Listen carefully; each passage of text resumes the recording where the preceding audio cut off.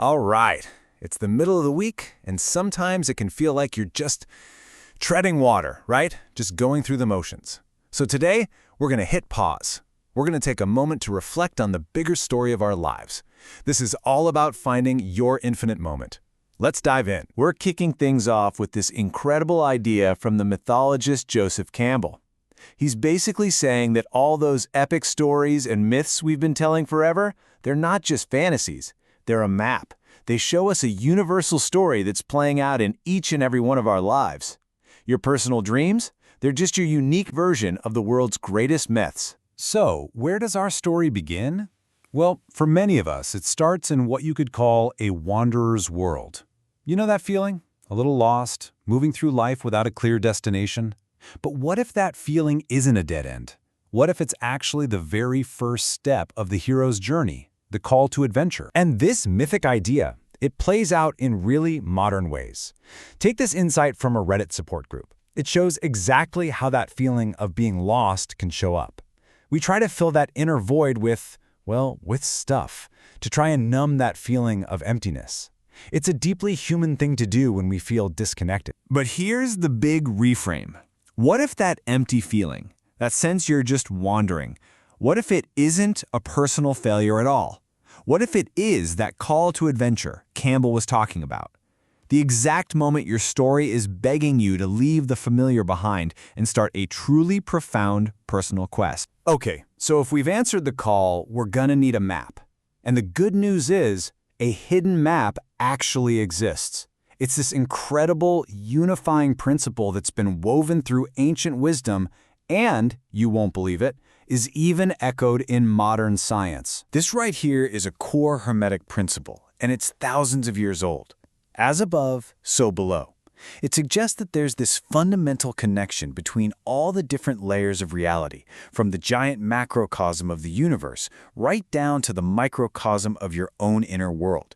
They're mirrors of each other. And get this, it's not just ancient philosophy. It's popping up in our most advanced sciences. As Fritjof Capra points out in The Tao of Physics, the deeper scientists look into the subatomic world, the more it starts to look like the interconnected reality that Eastern mystics have described for centuries. The universe isn't a bunch of separate parts. It's one, indivisible, vibrating whole. So here's the crucial part.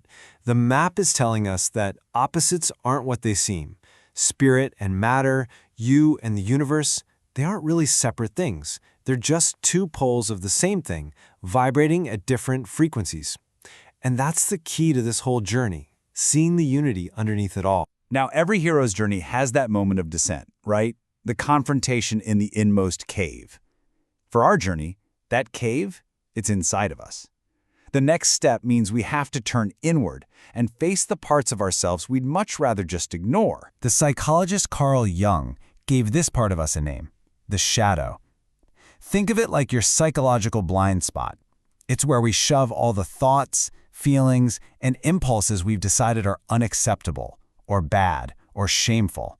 It's kind of our hidden, dark twin. Here is just a raw but really powerful example of the shadow at work, from a user on a CPTSD support forum. See, even something that seems virtuous, like being too nice, can have a shadow side. It can be a protective strategy, a kind of manipulation that's born from trauma.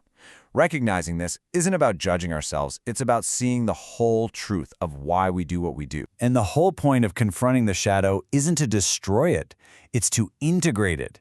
By bringing all this unconscious stuff into the light, we stop being so one-sided. We start moving toward what Jung called psychic wholeness, becoming a more complete, balanced, and authentic person. Yeah, it's hard work, but that's where the real treasure is hidden. And what is that treasure? What is the reward for this tough inner journey? It's the elixir from the hero's myth. It's the profound, creative power that's been hiding in plain sight this whole time.